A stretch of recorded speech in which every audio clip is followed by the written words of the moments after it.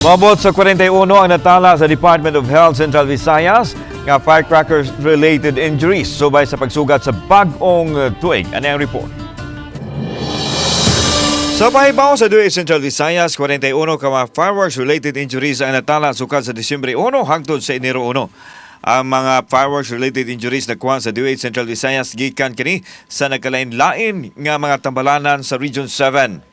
Lakip nini ang 21 sa lalawigan sa Sugbo, siyam sa Dakbayan sa Sugbo, upat sa lalawigan sa Bohol ug tagtulo usab ang mga kaso sa lalawigan sa Negros Oriental ug sa Dakbayan sa Mantawi.